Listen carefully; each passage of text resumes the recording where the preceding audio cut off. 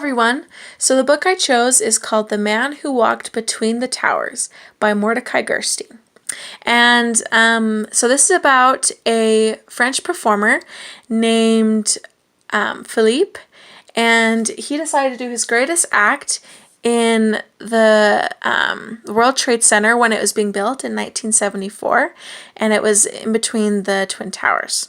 And it's a really interesting story, and it's the illustrations are really cool. So I really like this first picture. I love how it's kind of like a foreshadowing of what's going to happen. And as I go through, I'll point out the different things I like about the illustrations because they're really interesting, and the story's really cute too. So it goes and shows that he was a performer. He did a lot of different stunts and things, but the biggest thing he loved doing was walking a tightrope. And in this picture, I really like how the eye is drawn towards Philippe, and then essentially the Twin Towers in the background. It's another kind of foreshadowing and just draws your eye up towards the main point of the story. And I really like the colors too. They're bright and vibrant and just happy and dreamy and really cool. So when he comes up with the idea, he decides that he's gonna do it, and he's pretty adamant that he can do it. He's pretty confident. He says that he danced on the wire between the steeples of Notre Dame. Why not, the Twin Towers? And he goes through his mind thinking of imagining almost in his mind of what, they would say, because in Paris they had, thought he was crazy and he got in trouble. And what I really like is the way their expressions are and how he's thinking, I'm a genius, and they're like, you're crazy, and no, you can't do it. And so he decides as he's sitting there on a bench that he's going to do it, and he's not going to tell anybody until they see him below. And so he goes up to the top in the middle of the night, and he begins the process of getting it all ready. What I thought was cool was when it shows the night, there's a border of blue. The rest of the book is all in white around the border, but then at this moment it's blue, and so it creates a certain tone that's really calming and soothing and dreamlike. And then the pictures they're beautiful. They're absolutely phenomenal. And it goes and shows how he sets everything up and how crazy it is and how far down and how dangerous.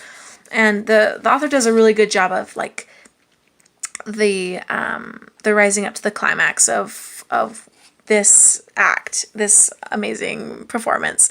And again, look how beautiful the colors are. I absolutely love it, and how it shows they're all in shadow and everything. And it shows that it took all night for them to get it ready. And I've thought this is a really cool picture. It shows him about to start as he looks across how far it is and everything, and he steps out onto the tightrope. And the cool part about it is this symbolism of the bird and how he feels like as he's walking, he's like walking on air, and how he's like flying himself. So it shows his perspective right here, and you can see that there's no like words. It's just all the picture, all the focus right at this moment. And you can see this woman, she's the only one that recognized it at first. You can see her expressions like completely shocked, and then everyone else is kind of like occupied with going about their day. But then this actually flaps open where it shows that, everyone starts to see what's going on as she points it out, and it flips all the way back, creating this huge, magnificent kind of picture. It's really cool.